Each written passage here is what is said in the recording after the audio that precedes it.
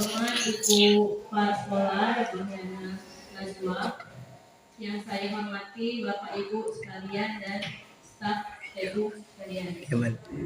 Pada hari ini, perkenalkanlah saya akan mensosialisasikan apa aja sih itu guru penggerak. Selama ini saya dari bulan Juni sampai dengan sekarang mengikuti guru penggerak itu baru sampai modul 1. Karena modul 1 itu ada modul 1.1, titik 2, titik 3, titik 4. Sekarang baru selesai, maka saya bukan hanya saya yang dapat menyerap ini, saya harap Bapak Ibu semuanya dapat mengetahui apa itu guru penggerak dan materi-materinya yang sangat berguna sekali untuk sekolah kita.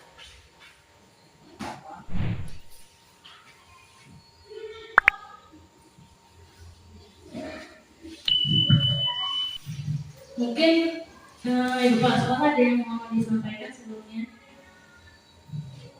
pada Ibu Ana, saya silakan. Bismillahirrahmanirrahim. Assalamualaikum warahmatullahi wabarakatuh. Waalaikumsalam warahmatullahi wabarakatuh. Yang terhormat Bapak Ibu Guru SMP Negeri 9 Gunung Jaya. Puji syukur kita panjatkan kehadiran Allah Subhanahu wa taala pada pagi menjelang siang ini kita masih diberi kesehatan, kenikmatan, kesegaran untuk dapat berkumpul di ruangan ini. Dan tak lupa pula kita ucapkan salawat dan salam kepada junjungan kita Nabi besar Muhammad Sallallahu Alaihi Wasallam. Bapak Ibu Guru, memang benar apa yang sudah dikatakan Zila tadi, dia sudah beberapa bulan ini sibuk di guru penggerak. Ini memang harus ditularkan kepada teman-teman, apa yang didapatkannya harus disampaikan dengan Bapak Ibu. Jadi mau tidak mau Bapak Ibu harus mulai berubah dari sekarang. Sebab yang namanya guru penggerak ini kan sebenarnya sekolah penggerak, guru penggerak. Nah, dari guru penggerak inilah akan lahir nanti kepala sekolah dan pengawas satuan pendidikan. Jadi tidak lagi dari seperti kemarin kepala sekolah itu ada tes, tidak. Kemudian lagi untuk pengawas ada tes, bisa bergabung pengawas, tidak. Jadi tidak dari situ, sudah diambil dari guru penggerak. Pencanangan guru penggerak ini sebenarnya sudah mulai dari tahun 2020, ya. Nah, karena tahun 2020 mungkin pas tes pertamanya ini kan bergulir terus sampai beberapa kali sesi tes untuk sekolah penggerak, guru penggerak. Kan kalau pengawas ini kami tidak jadi pengawas penggerak, bukan, kami memfasilitasi atau memfasilitator untuk guru-guru penggerak yang seperti materinya, karena semuanya itu memang dari berapa orang, ada beberapa orang dari kepala sekolah ya, kepala sekolah dan pengawas juga yang ikut untuk menjadi pemateri untuk penggerak. Jadi memang sudah dicanangkan oleh kita bahwa kita harus banyak, tapi Bapak Ibu yakinlah apa yang disampaikan oleh Zila kepada Bapak Ibu tidak terlalu jauh dari pekerjaan Bapak Ibu sehari-hari. Seperti kita sebelum mengajar itu harus ada rencana pembelajaran. Nah itu sudah ada kan ya, namanya RPP, di situ langsung semua. Cuman beda nama dan ada penambahan sedikit. Nah jadi apa yang nanti disarankan oleh Ibu Zila untuk sekolah kita, Bapak Ibu ikuti. Sebab di MUBA ini tidak seluruh sekolah ada guru penggeraknya. Sekolah maju dengan tidaknya itu mulai sekarang ini sudah dari guru penggerak atau kepala sekolah penggerak atau sekolah penggerak. Dia tidak di SMP 1 misalnya, karena dia sudah lama berdiri, dia sudah ngetop dan sudah ini, dia belum tentu jadi sekolah penggerak dan ada di situ guru penggerak. Jadi semuanya itu melalui tes yang panjang untuk mendapatkan mendapatkan sekolah penggerak dan guru penggerak. Ya, nah perlu juga Bapak Ibu ketahui kaitannya dengan Ibu Zila nanti. Mungkin rencana pembelajaran Bapak Ibu beda, capaian pembelajaran beda, kemudian capaian pembelajaran, rencana pembelajaran, kemudian nanti masuklah model pembelajaran dan P5 itu proyek pelajar Pancasila untuk satuan pendidikan. Jadi mau tidak mau Bapak Ibu harus ikut Ibu Zila Serba mulai tahun 2023-2024. Seluruh kita di MUBA ini, seluruh sekolah diwajibkan oleh kepala sekolah untuk jadi sekolah mandiri berubah. Jadi mau tidak mau kita harus itu berapa kali sudah melakukan sosialisasi ke sekolah-sekolah. Kemarin itu ada di Kumpajaya, kemudian di Keluang juga itu kemarin ngasih materi itu supaya guru-guru itu tahu jangan sampai kenapa harus dirubah, karena sudah kebijakan dari kementerian kita berubah, mau tidak mau kita harus ikut berubah. Kalau kita tidak mau berubah kita ketinggalan. Tapi yakinlah Bapak Ibu tidak akan menyulitkan Bapak Ibu kalau Bapak Ibu mau mengikuti dari awal. Enak kita karena kita ada guru penggerak, jadi kita tidak terlalu susah nanti untuk 2 tahun pelajaran 2023-2024 nanti. Nah, sekolah yang tidak punya guru penggerak dan tidak terdaftar jadi mandiri berubah, dia nanti amat kerepotan karena Kepala Dinas mewajibkan untuk 2023-2024 kita seluruhnya sudah pakai kurikulum operasional satuan pelajaran. POS itu yang isinya adalah dapat dari sekolah penggerak, guru penggerak. Ya, jadi itulah Bapak Ibu ya. Jadi mulai sekarang kita bukannya Bapak Ibu itu harus tunduk dengan Zila, bukan ya, tapi maksud Ibu apa salahnya kita sama-sama belajar dengan Zila karena kebetulan dia kemarin sudah lulus untuk jadi guru penggerak. Enak sekolah kita. Mudah-mudahan nanti orang banyak melihat di sekolah kita. Masyarakat itu memang Bapak Ibu belum tahu apa yang sekolah penggerak ya. Bapak Ibu kalau memang misalnya kita jadi sekolah penggeraknya, dananya memang sudah ada banyak disalurkan. Seperti ya kami di sini 2 Banyuasin 1 itu dia tes tahun Banyuasin kan mulai dari tahun 2020 itu sudah ikut ya. Jadi pas 2021 tidak lulus ya, 2021 ikut lagi ya, lulus 2022 alhamdulillah. Dananya besar-besar sekali. Bapak Ibu kumpul seperti ini ada kegiatan, ada nanti untuk transport tidak-tidaknya wilayah dikasihkan dari dana yang sudah digulirkan untuk sekolah. Jadi kalau Bapak Ibu ya kita sama-sama nanti belajar, lebih baik kita belajar bersama-sama daripada nanti kita ketinggalan. Mungkin itu saja yang bisa saya sampaikan. Dikurangi mohon maaf. Wassalamualaikum warahmatullahi wabarakatuh. Terima kasih Bu Ana untuk masukan, saran dan info yang diberikan kepada kami semua. Saya di sini mohon maaf ya Bapak Ibu, di sini saya bukan bermaksud mengajari, tapi di sini saya mau berbagi informasi atau sharing informasi yang saya dapatkan karena kebetulan saya dapatnya lebih dulu dari Bapak Ibu, bukan berarti di sini saya mengajari Bapak Ibu semua.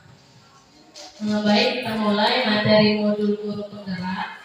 Seperti tadi saya bilang bahwa saya baru selesai modul 1, masih ada modul 2 dan 3. Di modul 1 ini ada modul 1.1 filosofi pemikiran Ki Hajar Dewantara. Yang kedua nilai dan peran guru penggerak. Yang ketiga visi guru penggerak. Dan yang keempat tentang budaya positif. Di sini filosofi Ki Hajar Dewantara dan kesemboyan Ignato Suntolodo Ingmadia Mangungaso Tuturi Handayani. Bapak Ibu semua pasti sering mendengar tentang Tuturi Handayani. Itu merupakan semboyan dari Bapak pendidikan kita Ki Hajar Dewantara, di mana artinya Ignato Suntolodo, seorang guru itu di depan harus mampu menjadi contoh yang baik bagi peserta didiknya, baik sikap maupun pola pikir. Maka di sini kita sebagai guru harusnya kita memberikan contoh yang baik dulu pada siswa. Seperti contoh pakaian kita harus rapi. Kalau kita ingin siswa kita rapi, seharusnya kita memperbaiki diri kita terlebih dahulu, dari pakaian, dari penampilan, dari tutur kata kita. Jangan sampai kita kalau di kelas itu manggil anak boy kau, nggak boleh ngomong kayak gitu. Upayakan di sekolah itu kita menggunakan bahasa yang santun. Misal panggil anak tuh, sini nak, tolong ibu nak. Biasakan bilang tolong, maaf kepada anak. Jadi mereka itu pasti akan meniru tindak laku kita. Kita sebagai contoh, jadi mereka mencontoh apa yang kita lakukan. Misal kita manggil dia kau, dia pasti manggil kau juga kan gak enak kalau kita ini orang berpendidikan, masa kita manggilnya kau. Kita biasakan kepada siswa itu manggil dengan yang benar. Misal sini nak, kamu sini dulu nak, atau kalian sini dulu nak, kan enak dengannya. Terus ing Madia Mangkaso, guru berada di antara anak didiknya. Maka guru tersebut harus mampu memberikan inspirasi dan motivasi bagi anak didik hingga anak didik diharapkan bisa lebih maju dan belajar. Di sini guru berada di tengah-tengah, artinya guru itu memberikan semangat. Bisa kita lihat ada siswa kita di kelas tersebut, sepertinya anak ini bakatnya di nari, kita kasih semangat ke dia. Ayo nak, kamu ikut aja ini eskul nari, gitu kan, eskul nari. Kita beri semangat dia untuk menggali potensi yang ada pada dirinya. Jadi mungkin anak tuh ada yang pintar di matematika, ada yang pintar di senian.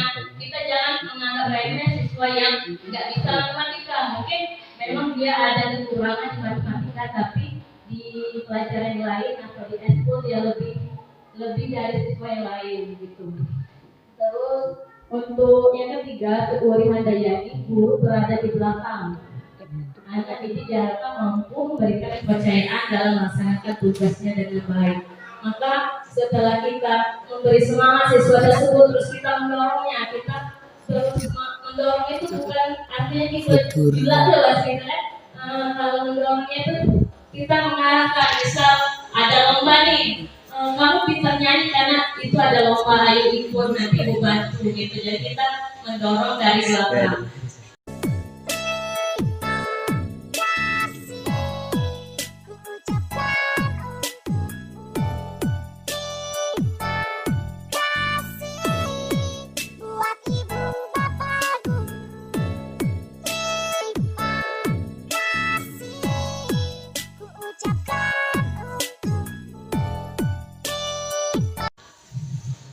Kemudian filosofi Ki Hajar Dewantara yang pertama, pendidikan adalah menuntun. Di sini guru menuntun segala kekuatan kodrat yang ada pada anak, kodrat alam dan kodrat zaman, agar mereka mencapai keselamatan dan kebahagiaan setinggi-tingginya. Seperti di sekolah kita ini, mungkin kalau untuk saya pelajaran IPA itu kalau di lab itu memang ada alatnya itu rangka manusia, alat tubuh. Tapi kalau yang untuk jangka sorong, segala macam, terus untuk tata surya, kemarin kalau untuk tata surya kita dengan menggunakan kontrak alam, kita gunakan kertas bekas. Kalau saya kemarin kertas bekas itu dikumpul-kumpulin terus menjadi planet-planet. Nah, jadi di situ kita bisa memanfaatkan alam yang ada di sekitar, jangan hanya nggak ada alatnya nih, nggak usah dipakai. Misal kayak mungkin penjas, misalnya penjas nggak ada kok atau nggak ada apa, bisa pakai kertas ya, betul ya. Itu kita berarti menggunakan alat alam. Misal itu tadi kan kita ada kok ini koknya.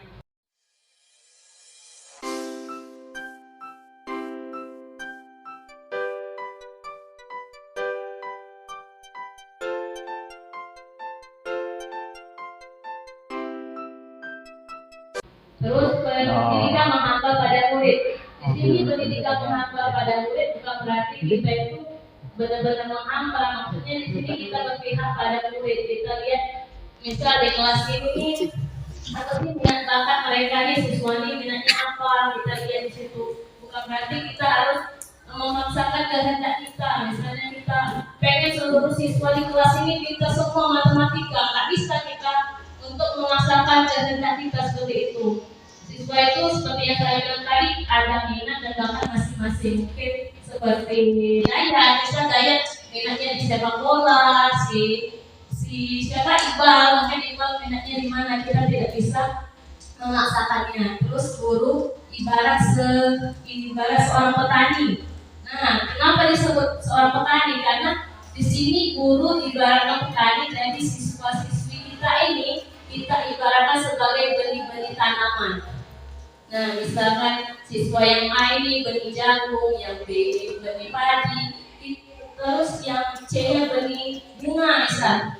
Kita tidak bisa meminta jagung ini untuk menjadi bunga. Tidak mungkin kita meminta jagung untuk menjadi bunga. Jadi kita didiklah anak kita ini, mengarahkan anak kita ini menjadi pribadi dia, itulah kita gali potensi yang ada pada diri dia tersebut. Jadi apa yang kita ubah? Yang kita ubah adalah perlakuan kita terhadap siswa.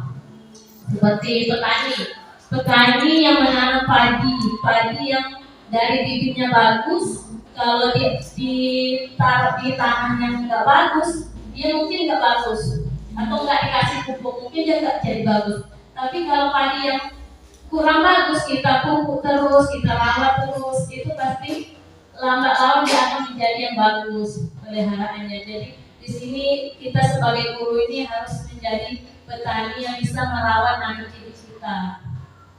Tentunya dengan cara jangan cara kekerasan ya, dengan cara mendidik.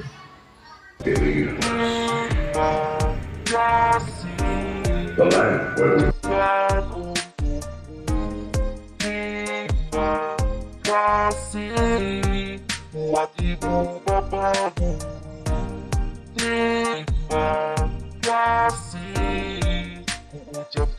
kemudian peran pensiun usia. Nah, di sini saya mengajak Bapak Ibu untuk kilas balik kegiatan Bapak Ibu atau masa-masa Bapak Ibu waktu di sekolah dulu. Bawa kertas kan? Kertas dan pena.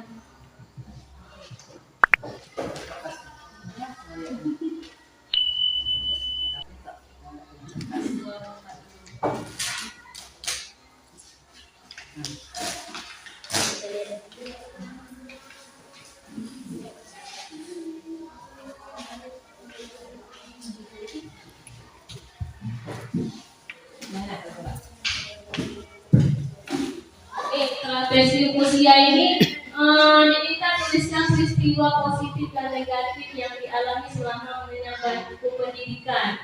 Misal di SD pernah digebuk guru, misal negatifnya tulis itu. Terus positifnya mungkin pernah menjadi juara umum di satu sekolah. Ya, terserah Bapak Ibu pengalaman dari Bapak Ibu masing-masing. Terus yang kedua, selain saya, siapa lagi yang terlibat dalam masing-masing peristiwa tersebut? Misal di kegiatan yang tadi, yang peristiwa positif, siapa aja yang terlibat? Berarti apa? Kalau juara berarti yang terlibat siswa, guru, kepala sekolah mungkin ya. Terus negatif tadi kenapa bisa dikumpulin? Mungkin yang terlibat temannya, gurunya. Terus dampak emosi apa yang saya rasakan hingga sekarang? Misal yang digebuk tadi sampai sekarang masih dendam sama ibu gurunya. Yang positif tadi mungkin sampai sekarang masih merasa bangga aku bisa juara umum walaupun cuma sekali. Ya. Terus yang keempat, mengapa momen terjadi di masa sekolah masih dapat saya rasakan dan masih dapat mempengaruhi diri saya di masa sekarang? Kenapa? Mungkin karena masa-masa sekolah itu memang sangat kita kenang ya, untuk pelajaran aja, pelajaran zaman SD SMP itu yang paling kita kenang sampai sekarang. Ya, pelajaran kuliah mungkin sedikit, pelajaran kuliah yang kita ingat ya lebih banyak pelajaran SD SMP yang kita ingat. Terus pelajaran hidup apa yang saya peroleh dari kegiatan transisi usia dan roda emosi tersebut? Baik, Bapak Ibu silakan ditulis di kertas masing-masing. Buahnya boleh terus tulis. Peristiwa positif dan negatif.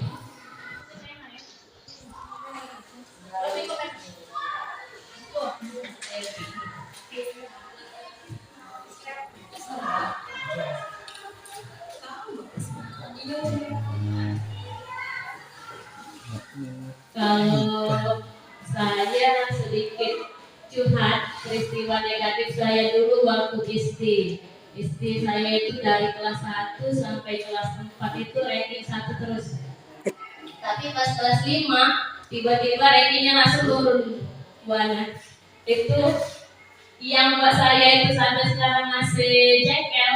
Itu nilai saya itu kecil bukan karena saya nggak belajar, bukan karena saya menurut saya bukan karena saya menjadi bodoh, tapi karena guru tersebut yang hanya menilai siswa itu dari luarnya aja, Bu. Jadi guru itu jarang masuk ke sekolah, tapi ketika dia masuk, siswa yang dia itu misal senangnya cuma sama bahasa pra, dia cuma nganggap soal jawaban dari bahasa pra yang benar, padahal punya saya ini benar gitu. Di situ saya sangat sampai sekarang masih mendem perasaan, tapi sudah saya maafkan ini tersebut.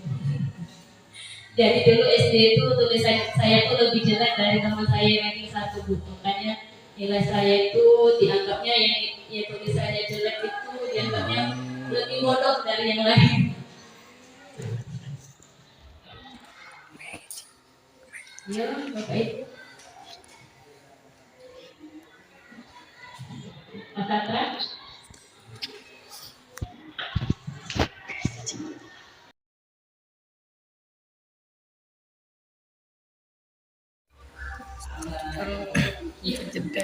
Bismillahirrahmanirrahim.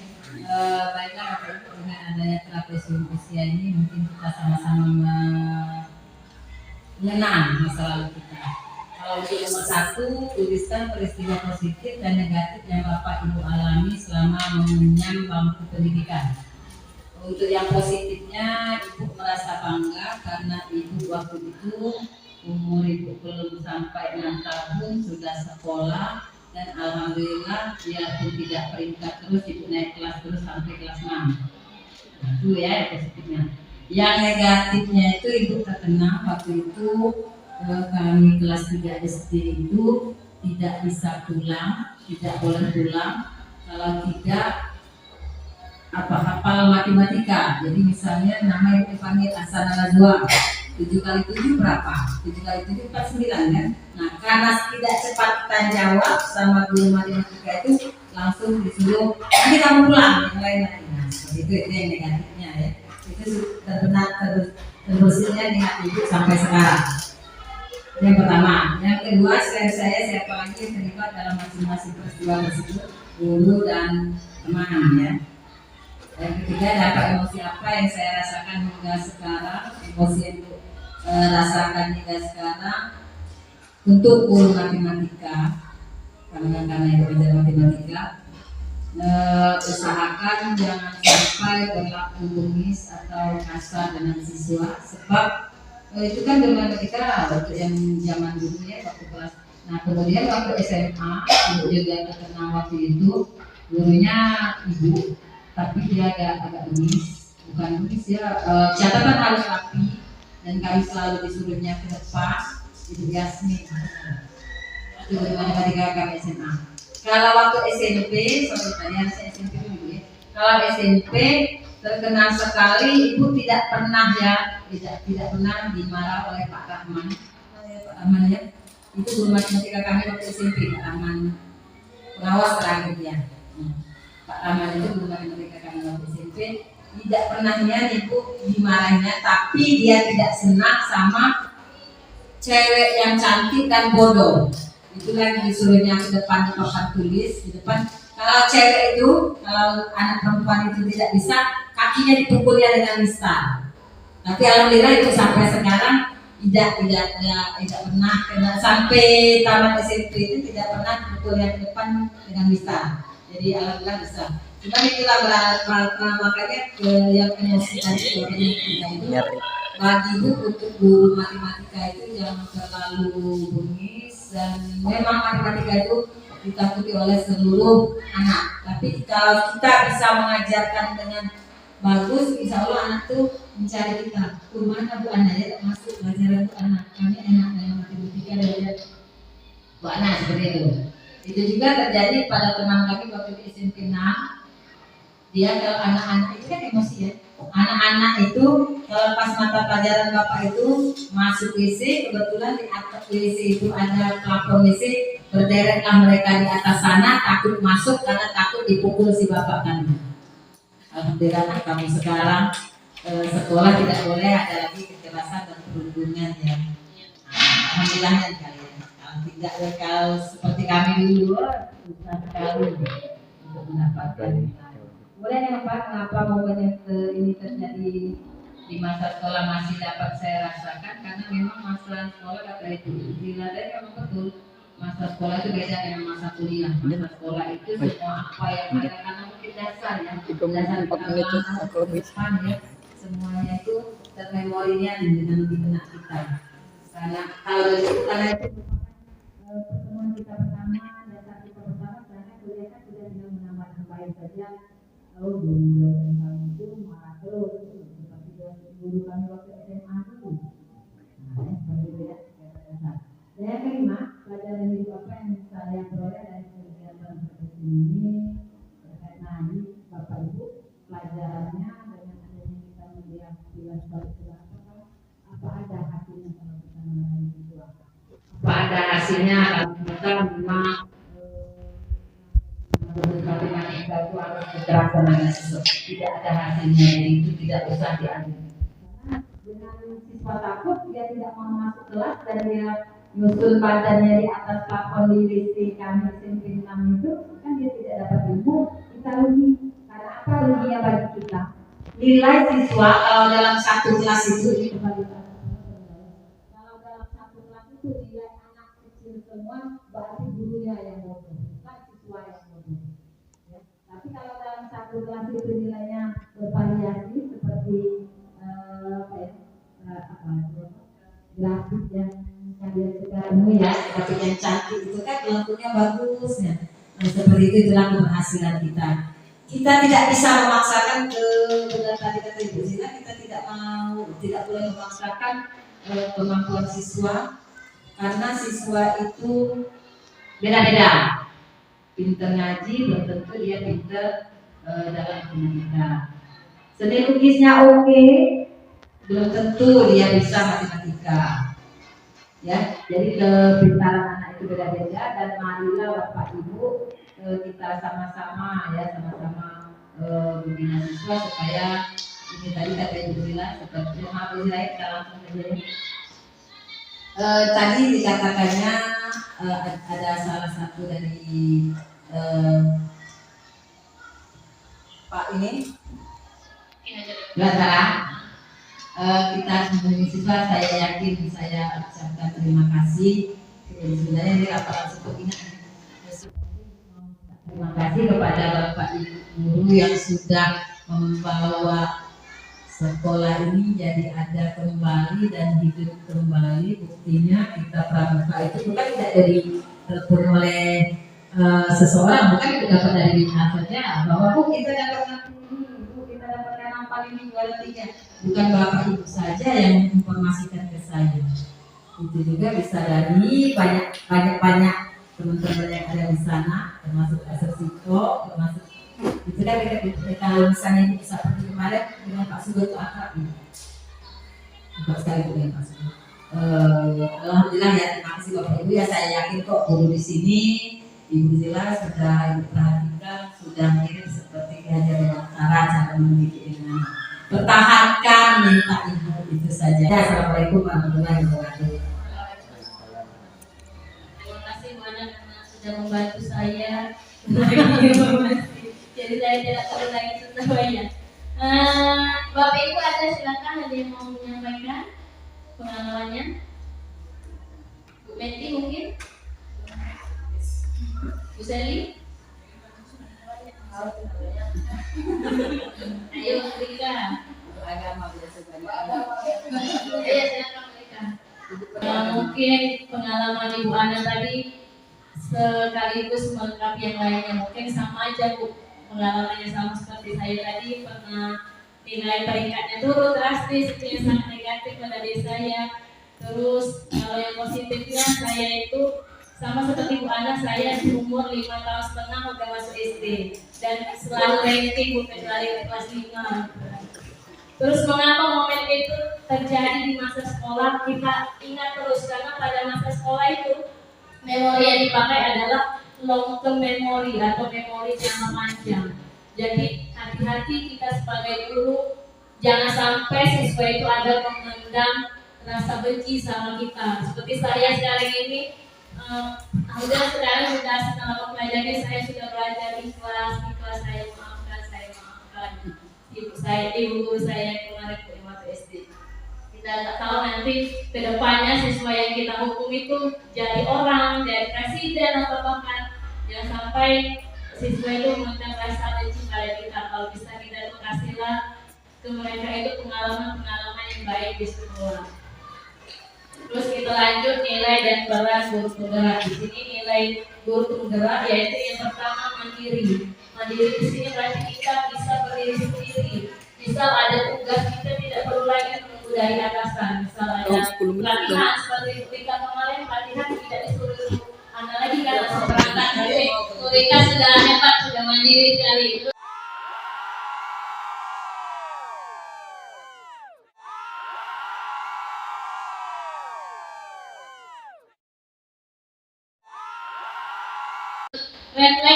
Reflektif ini kita setiap setelah pembelajaran itu kita harusnya merefleksikan diri kita. Misal di kelas, kenapa sih tadi di kelas itu ribut terus? Kita introspeksi diri, mungkin salahnya di kita. Jangan terus-terusan menyalahkan siswa. Terus inovatif, kita harus berinovasi dalam pembelajaran. Mungkin kedepannya pembelajaran di kelas itu mungkin bosan di kelas, kita ajaklah anak ke halaman, mungkin yang pelajaran IPA diajaklah lihat tanaman-tanaman gitu ya.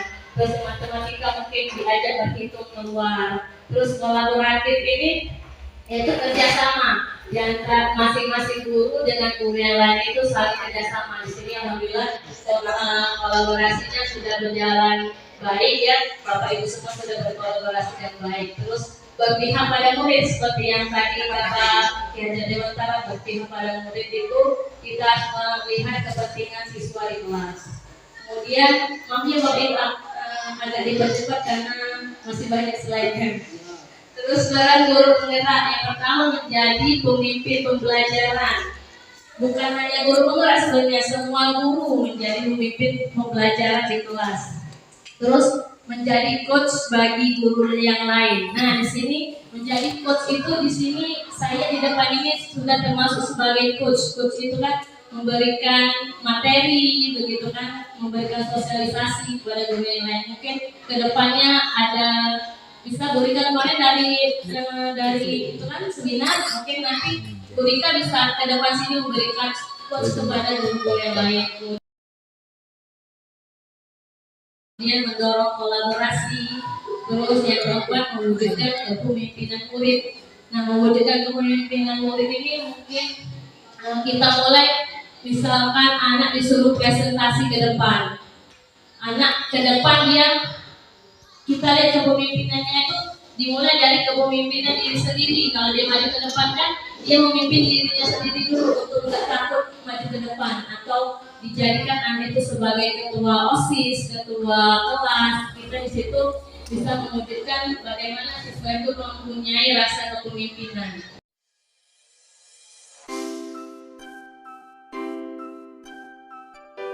Yang kelima, menggerakkan komunitas praktisi. Kalau kemarin kami menggerakkan komunitas praktisi itu yang saya undang itu kebetulan Ibu nggak bisa. Kami sudah membentuk komunitas praktisi calon guru penggerak angkatan 5 Kecamatan Bayu Meksin dan Tunggal Jaya. Kalau teman-temannya kecamatan lain itu cuma satu kecamatan. Tapi kami di sini menggabungkan Bayu dan Tunggal karena kami ber-10 ini ber-11 ini kami itu kalau berangkat itu sering bareng Bu kalau terkait. Jadi kami intens komunikasinya. Jadi kami berupaya bagaimana kalau kita dua kecamatan digabung jadi satu saja. Oke, kalau ada kegiatan di Bayung, kami ke Bayung. Yang dari Bayung bisa juga ke Tunggal Jaya. Sini kami sudah membuat komunitas praktisi. Kemarin dihadiri oleh Pak Sasinto, Pak Wilkita, kemudian para Bapak Ibu.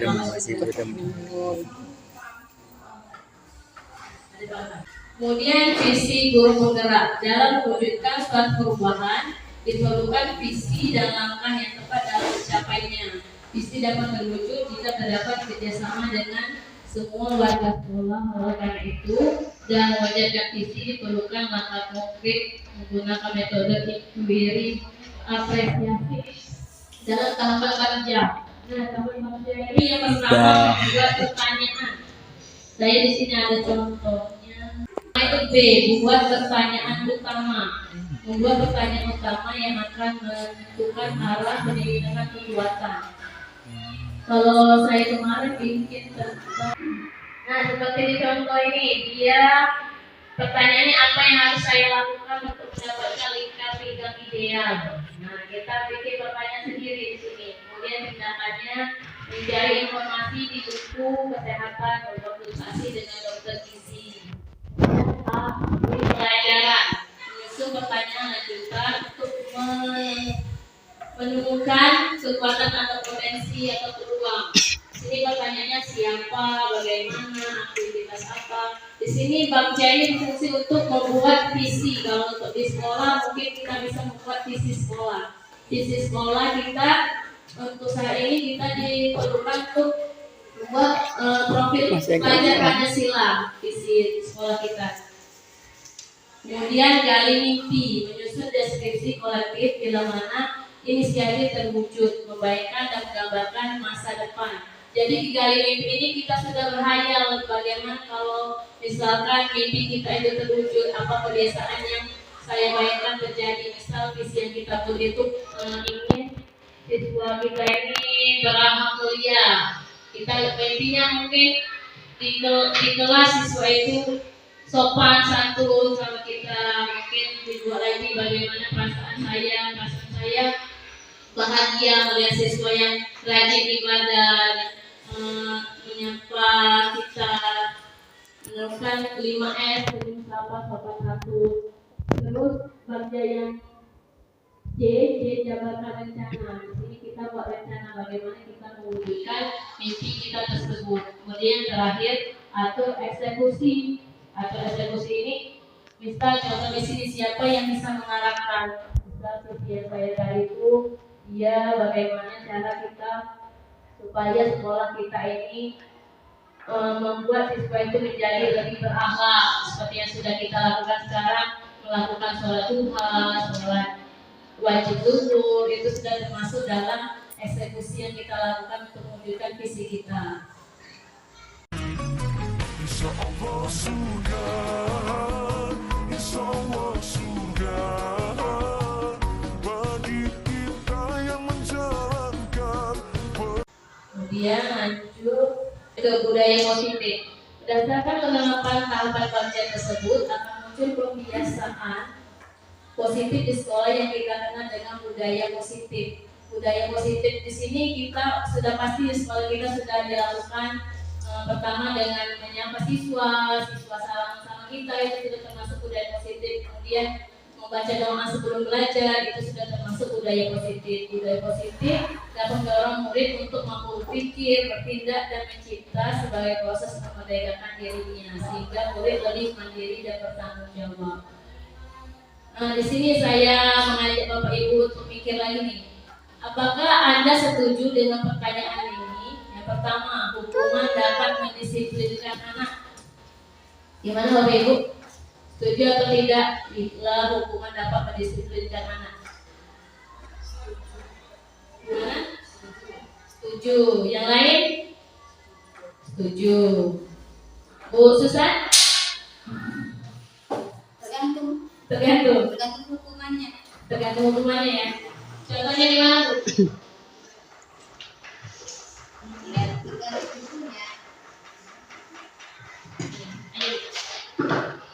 Misalnya hukumannya apa? Misal hukumannya disuruh pungut sampah, misalnya sampah. Kalau disuruh pungut sampah, kadang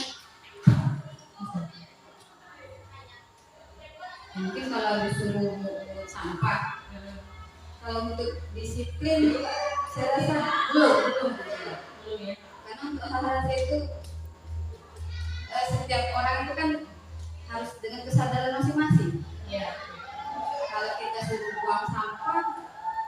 Ya mungkin dia buang sampah cuma sambil rotok-rotok kan. Tapi tidak menyadari kesalahan tapi tetap ya. Kalau kita lihat itu kondisi anak sekarang itu kayak Oke, baik. Pertanyaan kedua, makasih Tuhan. Yang kedua, pemberian hukuman dengan hal positif seperti membaca atau membersihkan halaman sekolah yang meningkatkan disiplin anak. Nah, misal siswa tersebut gak buat PR, terima kasih, tugasnya dia suruh membaca atau membersihkan halaman. Kira-kira Bapak Ibu setuju apa enggak? Dapat meningkatkan disiplin anak. Pak Sandra? Setuju? Ayo. Bu Reni? Tergantung. Kalau yang diberi hukuman dia tidak tertarik membaca, tidak akan membuat dirinya disiplin. Masih bisa diulangi kesalahannya. Yang membersihkan halaman sekolah juga tergantung. Kalau anak yang lebih suka memberikan lingkungan, tidak jadi masalah dia bikin kesalahan. Iya. Karena seperti itu. Kesalahan dihukum dengan membersihkan lingkungan. Dia lebih senang buang sampah ketimbang hukuman PR. Jadi menurut Ibu Leli, siswa itu terkadang lebih senang buang sampah daripada buat PR ya. Kebanyakan siswa sekarang seperti itu.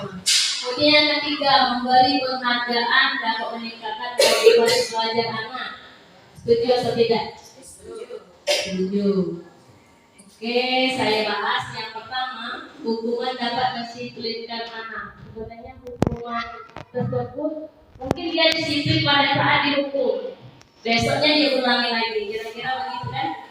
Jadi sebenarnya hukuman ini hanya membuat dia jerah pada saat itu aja. Seharusnya harus dari kesadaran dirinya masing-masing, bukan adanya hukuman untuk meningkatkan disiplin anak tersebut. Jadi seharusnya siswa itu mempunyai keyakinan pada dirinya untuk melakukan disiplin di sekolah. Jadi menurut Ki Hajar Dewantara, pada pelajaran yang saya dapat dari guru penggerak, bahwa hukuman tersebut hanya bisa meningkatkan disiplin secara ekstrinsik atau dari luar saja, bukan dari dalam dirinya, bukan intrinsik. Kemudian yang kedua, pemberian hukuman dengan hal positif. Benar sih, kita kasih hukuman itu kita mungkin berpikirnya biar anak ini rajin membaca, meningkatkan literasi atau membersihkan halaman itu dia sekolah kita jadi bersih dan mendisiplinkan anak. Sebenarnya bilang bahwa itu hanya mengubah ekstrinsik siswa, bukan intrinsik pada dirinya. Kemudian yang ketiga juga sama, memberikan penghargaan dan meningkatkan motivasi belajar. Mungkin benar pada saat kita beri penghargaan, misal besok siapa yang mengerjakan PR duluan, ibu kasih coklat misal. Mereka berlomba-lomba mengerjakan lebih dulu, tapi pada kebesokan harinya lagi kita nggak siapin coklat. Mungkin mereka jadinya malas, jadi tidak termotivasi untuk belajar. Sebaiknya untuk memotivasi belajar tersebut bukan dari ekstrinsik seperti tersebut, tapi dari kesadaran diri siswa tersebut. Ibu berpasangan dua orang, ada A dan ada B. Sobek secari kertas kecil, tuliskan benda atau sesuatu yang sangat berharga untuk Anda. Misal tulisnya emas kawin, misalkan benda berharga. Terus letakkan di salah satu tangan dan genggam atau dikepak dengan segala upaya. Terus yang teman satunya, teman yang B, mencoba sekuat tenaga berbagai cara minta Anda berikan benda tersebut apa saja agar membuka kepalan tangan Anda tersebut. Silakan berpasangan, Bu Seli mungkin lebih susah. Nah, ada siapa yang mau jadi B? Bu Reli. Bu Reli mau sama Bu Rika sama aku. Bu Reli sama Bu Reli. Ayo Pak Sandra dengan Bu Reli nanti.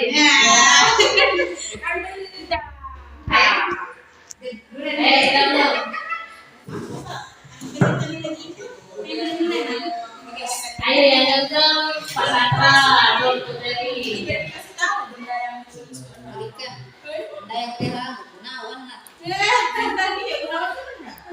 Bu Seli sudah. Nah, silakan Bu Seli sama Bu Susan. Ayo. Aku tidak mau ke sini.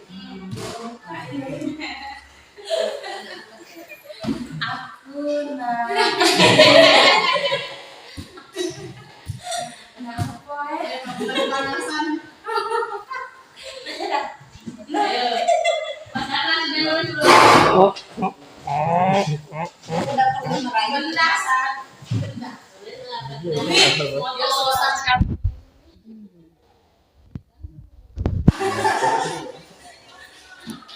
Ayo.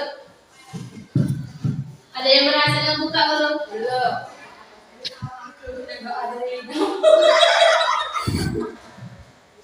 Ayo. Nah, nanya dah. Kenapa? Burika dia tidak mau buka sampai kapanpun. Jadi aku tidak berhasil. Bu Rika tidak mau membuka sampai kapanpun. Bu Seli kira-kira tidak mau membuka juga. Pak Sandra, Bu Seli? Sudah. Tidak mau membuka juga. B, dari kegiatan ini kita berarti yang ada ini tidak ada yang mau membuka kan?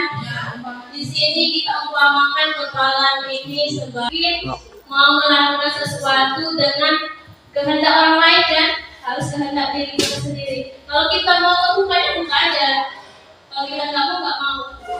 Ya kan kita di dalam genggaman tadi, Mas. Kalau kita membuka itu udah buka aja kan? Cuma mau lihat temannya mau minta.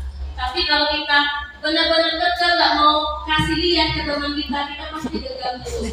Jadi di sini pelajarannya kontrol diri itu bukan dari pihak luar tapi dari diri kita sendiri atau intrinsik.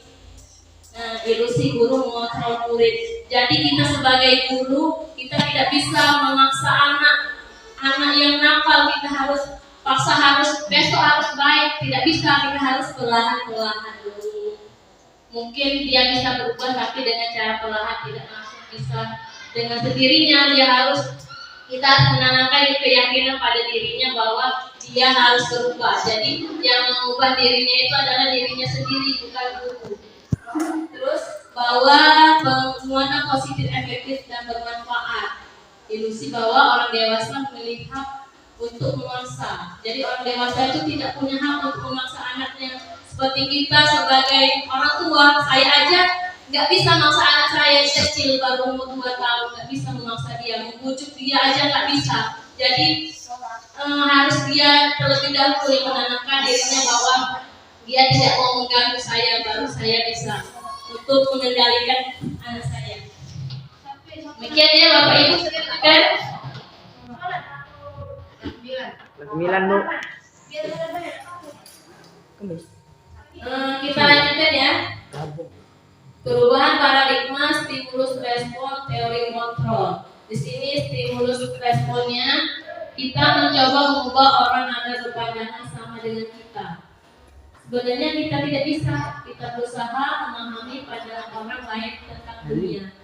Seharusnya kita tidak bisa memaksakan orang, tapi kita berusaha memahami pandangan orang lain. Ya tanpa mengubah pemahaman diri kita.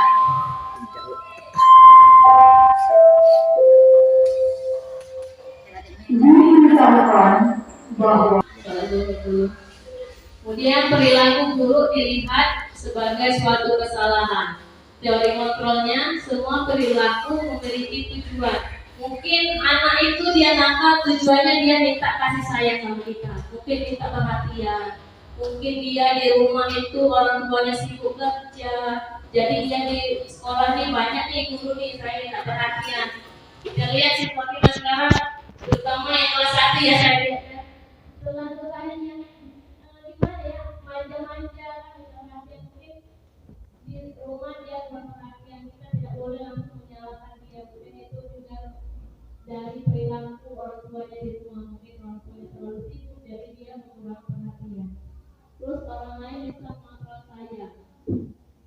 Teori kontrolnya hanya Anda yang bisa mengontrol diri Anda. Jadi kita nggak bisa dikontrol oleh orang lain. Saya nggak bisa dikontrol oleh Melia. Saya mengontrol diri saya sendiri. Terus saya bisa mengontrol orang lain. Teori kontrolnya Anda tidak bisa mengontrol orang lain. Seperti halnya kita tidak bisa dikontrol oleh orang lain. Pemaksaan ada pada saat rujukan gagal. Teori kontrolnya kolaborasi dan konsensus menciptakan pilihan-pilihan baru. Jadi kolaborasi seperti kita diskusi bagaimana menciptakan sekolah kita ini biar lebih baik kepala. Sebenarnya kontrolnya itu kita tuh sama-sama menang, bukan dengan kepala. Disiplin positif yaitu pendekatan mendidik anak untuk melakukan kontrol diri dan pembentukan kepercayaan dirinya. Kemudian dari kontrol seperti yang tadi kita bahas, kita tidak bisa mengontrol orang lain, hanya Anda yang dapat mengontrol diri Anda sendiri. Terus motivasi untuk menghindari lingkungan itu yang kita bahas tentang yang tadi ya, imbalan itu ekstrinsik, yang intrinsik yaitu menghargai diri sendiri. Jadi dengan cara dia menghargai dirinya sendiri, dia akan melakukan PR-nya di rumah. Kalau dia menghargai dirinya sendiri, dia harus memberikan nilai pada dirinya. Dia hina itu untuk diri kamu sendiri, harus hargai diri kamu sendiri. Jadi kita katakan kepada siswa bahwa kegiatan atau tugas-tugas yang kita berikan itu adalah untuk menghargai dirinya sendiri. Posisi kontrol. Nah, di sini posisi kontrol guru itu ada 5. Yang pertama sebagai penghukum. Selama ini mungkin seperti kata Bu Ana tadi, apalagi zaman dulu itu guru-guru itu selalu menghukum. Yang lebih parah lagi, campur pakai mistar yang panjang, atau disuruh push up, atau disuruh apa zaman dulu kan, sebagai penghukum. Yang kedua, guru itu sebagai pembuat. Ayo nak kerjain tugas, nanti ibu dimarah sama kepala sekolah. Ibu jadi dimarah kepala sekolah gara-gara kamu gak kerjain tugas. Jadi kan di situ anak beranggapan, wah berarti aku salah karena aku sudah membuat ibu ini dimarah kepala sekolah. Maksudnya kita tidak boleh menjadikan posisi kita sebagai membuat merasa bersalah. Kemudian sebagai teman, mungkin kita bagus sebagai berteman, tapi ada kekurangannya. Kita sebagai teman kepada siswa itu dekat kepada kita, tapi ada kekurangannya, nanti siswa itu akan menganggap yang manapun, bahkan dia berani merangkul kita, bahkan dia berani berkasa-kasa mungkin karena dia sudah menganggap kita bestie, menganggap kita teman dia. Kemudian pemantau, kalau posisi kontrol pemantau ini dia memberikan reward dan memberikan nilai hukuman seperti yang kita bahas di awal tadi. Misal dianya pinter atau mengerjakan tugas, kita kasih hadiah. Misalkan dia mengerjakan tugas, kita kasih hukuman. Di situ berarti posisi kontrol kita berada pada posisi pemantau. Kemudian posisi manajer. Posisi manajer ini adalah posisi yang seharusnya kita lakukan, Bapak Ibu. Ini posisi manajer ini kita bukan hanya memantau, tapi kita membuat siswa itu bagaimana dia menanamkan keyakinan pada dirinya supaya dia mencapai impian di kelas dan di sekolah. Nah, kira-kira Bapak Ibu berada pada posisi kontrol yang mana sekarang? Yang mana, Bu Rika? Bestie, yang teman. Ya, sebenarnya teman itu bagus karena siswa itu lebih terbuka sama kita ya. Tapi kadang anak tuh kalau merasa bestie sama kita, jadi dia tuh lebih tidak menghormati terkadang karena sudah menganggap kita tuh akrab sama mereka kan. Ya, alhamdulillah nanti kita nggak sampai segitu. Diusahakan kita menjadi posisi kontrol manager. Ya, kalau saya kemarin sebagai pemantau karena saya memberikan reward dan asesmen kepada siswa. Saya kemarin pemantau, tapi setelah pelajaran ini saya berupaya bagaimana menjadi posisi guru sebagai manajer. Kemudian hukuman dan penghargaan. Hukuman dan penghargaan merupakan stimulus yang berada di luar yang digunakan untuk memotivasi seseorang agar lebih menyenangkan. Jadi kita beri hukuman dan penghargaan siswa itu biar siswa itu nurut sama kita kan. Dia nurut dengan kita karena dia takut sama hukuman atau dia mengharapkan imbalan atau penghargaan. Setelah penghargaan dan hukuman itu tidak ada lagi, maka kemungkinan dia akan melanggarnya lagi seperti itu. Kemudian restitusi. Di sini saya memperkenalkan restitusi, yaitu proses menciptakan kondisi bagi murid untuk memperbaiki kesalahan mereka sehingga mereka bisa kembali pada kelompok mereka dengan karakter yang lebih kuat. Nah, sebagai manajer kita harus menerapkan restitusi ini, menciptakan kondisi bagi murid untuk memperbaiki kesalahan mereka dengan tanpa paksaan, tapi kontrol dirinya masing-masing. Kemudian kebutuhan dasar manusia, kebutuhan manusia itu yang pertama untuk bertahan hidup, kemudian penguasaan, kemudian kasih sayang dan rasa terima, kebutuhan kesenangan dan kebutuhan kebebasan. Kehidupan berkualitas sebutnya diharapkan seorang menciptakan kehidupan yang berkualitas. Posisikan dirinya sebagai manajer, maka murid menyatakan dirinya sebagai individu yang positif dalam dunia yang berkualitas. Kemudian keyakinan kelas ini kemarin sudah saya terangkan di kelas IPA terutama. Saya awalnya membuat peraturan kelas, tapi peraturan kelas itu ternyata setelah saya mempelajari ini peraturan kelas itu masih dalam keadaan posisi pemantau, karena adanya dukungan dan penghargaan. Makanya jika kita yang posisi manajer, kita membuat keyakinan kelas yaitu untuk kembali nilai dan keyakinan lebih menggerakkan seseorang dibandingkan mengikuti serangkaian peraturan. Keyakinan kelas dibuat dari nilai-nilai yang ada pada peraturan kelas. Kemudian keyakinan kelas ini diharapkan dapat menciptakan lingkungan yang positif hingga akhirnya tercipta budaya positif di sekolah. Ini keyakinan kelas yang saya buat di kelas kemarin. Mereka saya kasih kertas. Sekarang ibu minta kalian tulis keyakinan kelas. Apa itu bedanya keyakinan sama kesepakatan? Kalau kesepakatan, kalau kita tidak melakukannya ada konsekuensinya. Contohnya tadi kalau nggak piket maka disuruh piket atau bersihkan WC, itu ada konsekuensinya. Kalau keyakinan kelas ini, apa yang kita yakini kita bisa kerjakan di kelas ini. Contohnya, Reza yakin bahwa bisa mengerjakan semua tugas di kelas. Nah, berarti dia sudah yakin nulis di sini. Terus bisa nulis keyakinan kelasnya, bisa saling menghargai satu sama lain. Ya, tulis di sini keyakinan kelas. Kertas satunya tulis tentang impian kelas kalian. Misal impian kelasnya Laura ingin terbina kekeluargaan di dalam kelas. Paham ya? Ibu bagikan satu orang 2 kertas, satunya untuk keyakinan kelas, satunya untuk apa tadi? Kelas impiannya. Nih.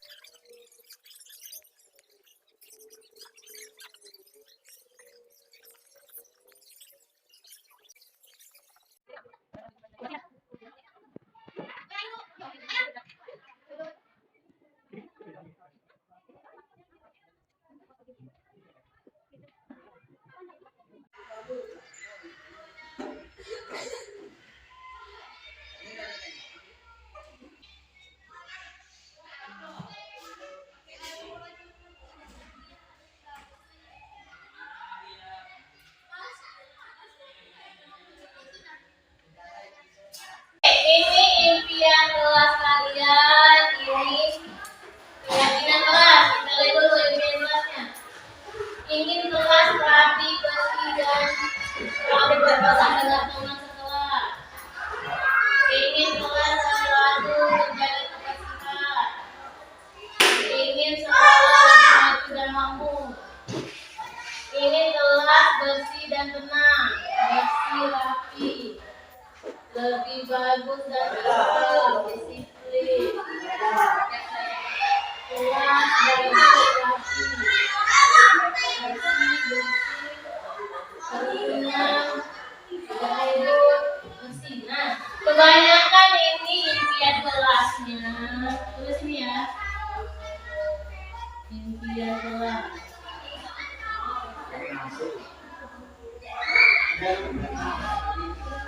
Apa? Yang pertama tadi yang ibu baca dari sini ya. Kelas rapi bersih. Ini juga tadi rapi bersih. Nah, rapi bersih. Nah. Apa? Bersih, rapi. Tidak ribut dalam kelas. Siapa yang tidak ribut?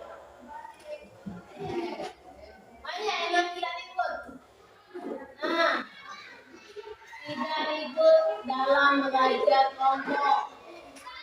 Nah, bersih rapi udah, rapi bersih. Kelas apa kata lainnya nak? Tidak ikut nak. Kata posisinya berarti kelas selalu kelas tentram ya. Tentram dan nyaman. Dari tidak bukan berarti kata COVID, kata negatif ada tidaknya. Terus tidak bertengkar sama aja kelas tentram.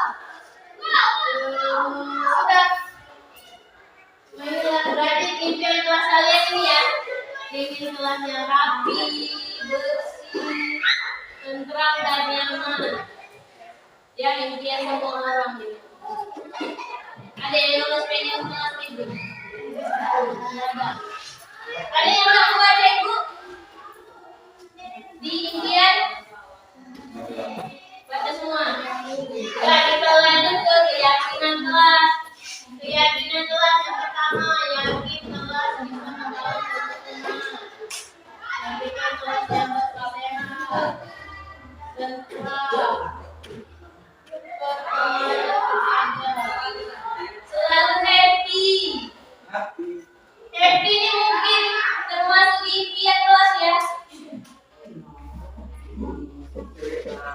Ingin disiplin, tapi bersih, perhatian kelas, tapi bersih, bersama, jadi kelas yang bagus tapi indah.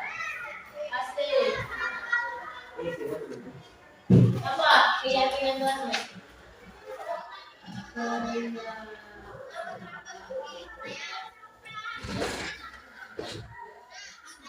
Ya, sebenarnya keyakinan kelas ini adalah impian kalian semua. Jadi impian ini bisa masuk ke dalam keyakinan kelas karena kalian memimpikannya, tidak mungkin kalian nggak mengerjakan kan? Ya. Ini yang dibuatnya sama dengan yang kelasnya. Berarti kalau ingin kelas rapi bersih, apa yang kalian lakukan? Menjaga menjaga kebersihan kelas.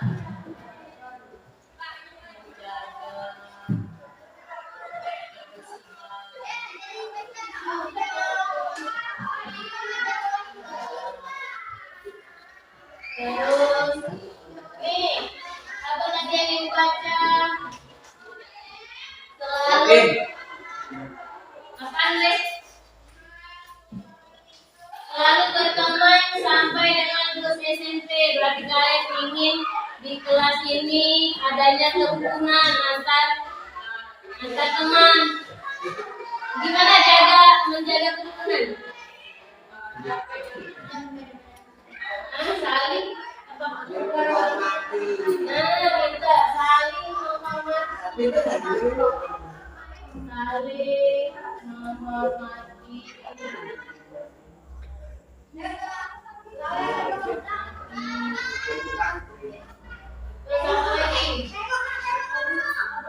Selalu happy. Gimana biar kalian happy?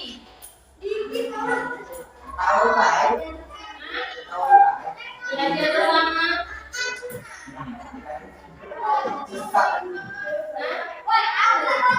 Menghargai apa lagi coba?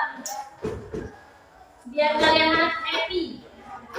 Bersikap baik sesama teman. Ya, bersikap baik.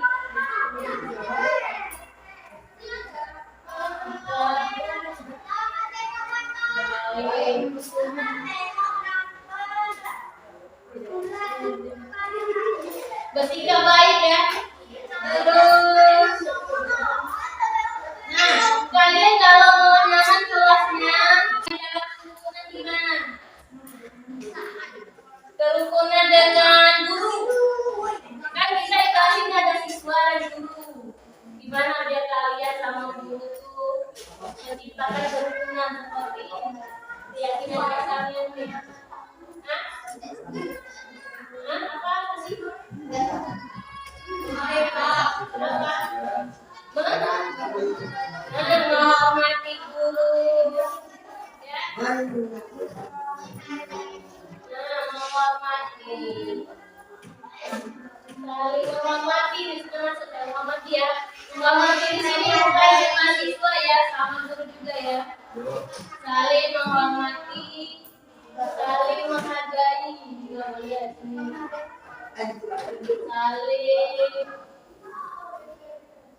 Terus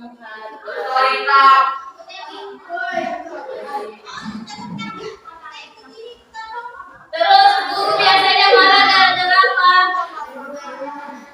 Berbuat salah, contohnya apa? Tidak mengumpul tugas, datang terlambat. Jadi itu apa yang kalian lakukan?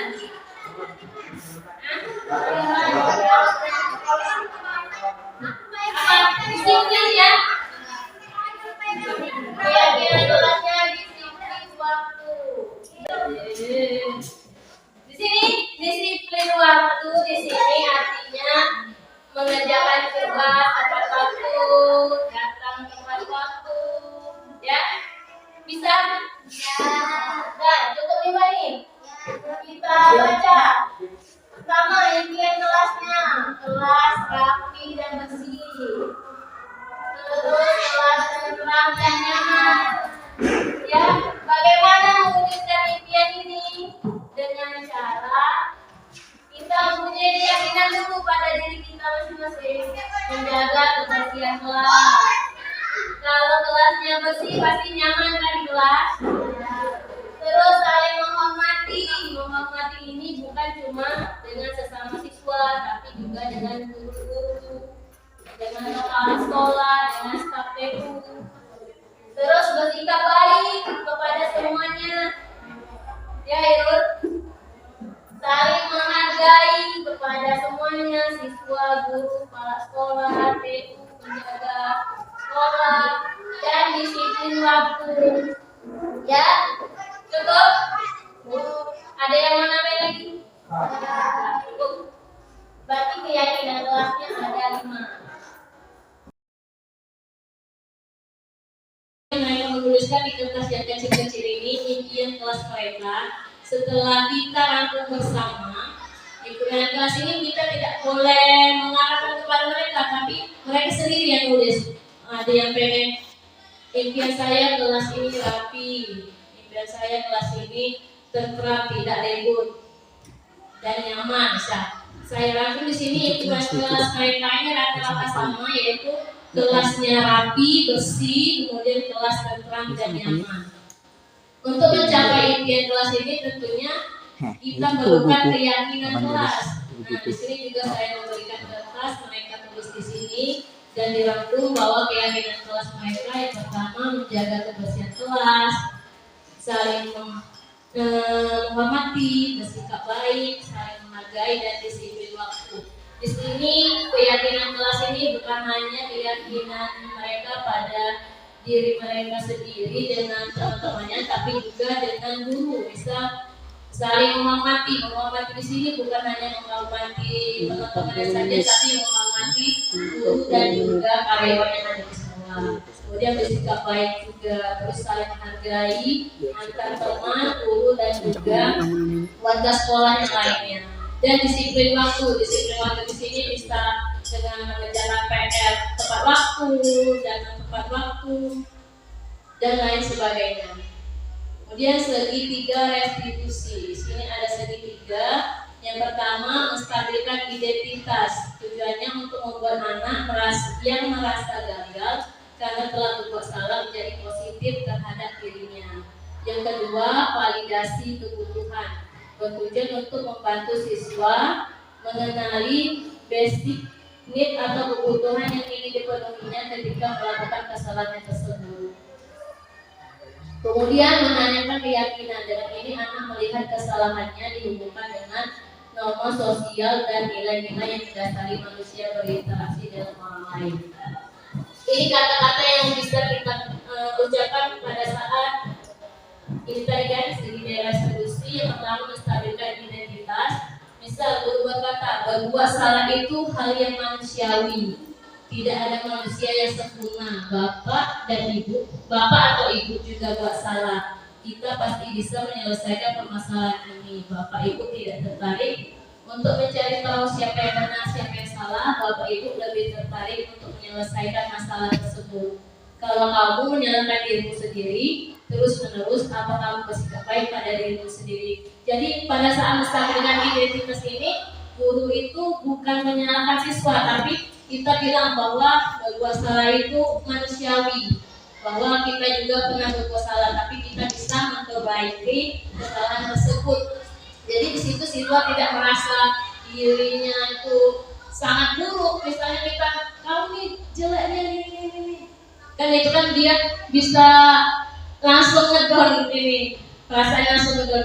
Berarti aku nih salahnya, aku nih berbuat salah terus, aku nih ini lagi itu mungkin bisa jadi seperti itu ya.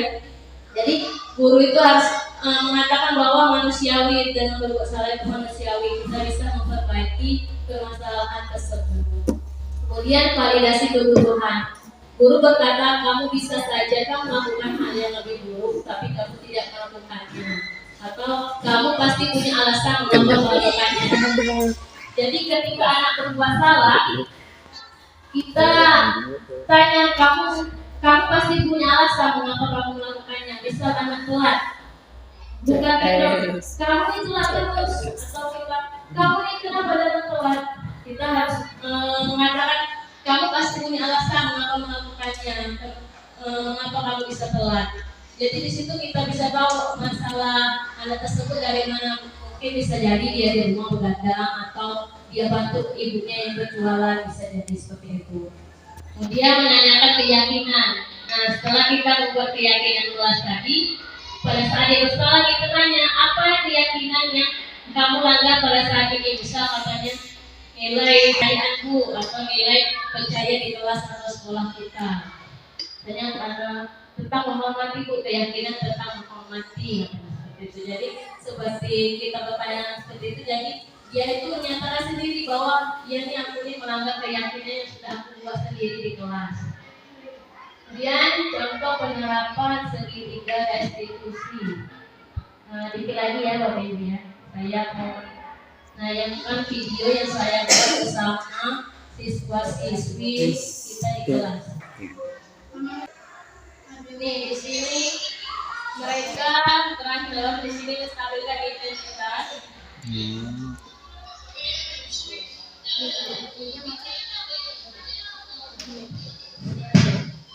Nah, di sini kita bertanya mengapa kejadian tersebut terjadi. Ini pertanyaan ya.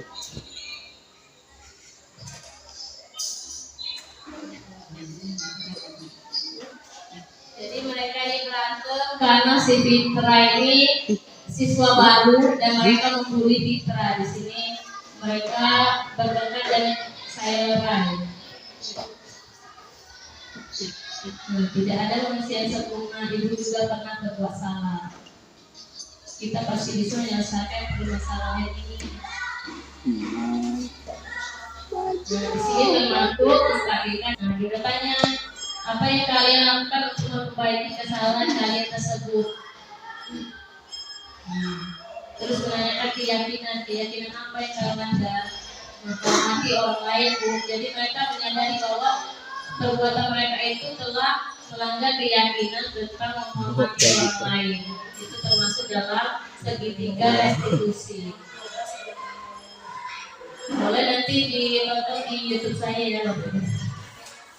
Selain proses yang diajarkan dalam modul ini, hal yang penting untuk dipelajari dalam proses menciptakan budaya positif di lingkungan kelas maupun sekolah, yaitu adanya kolaborasi atau kerjasama yang baik semua warga sekolah maupun stakeholder yang ada di kelas maupun sekolah, serta sarana-prasarana sekolah yang mendukung.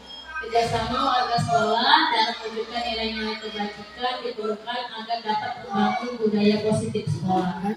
Sarana prasarana sekolah sangat menunjang untuk mewujudkan sekolah yang dapat mendukung proses pembelajaran yang baik dan positif.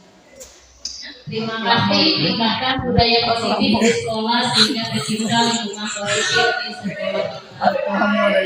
Terima kasih, mungkin Bapak Ibu ada yang ingin bertanya. Terima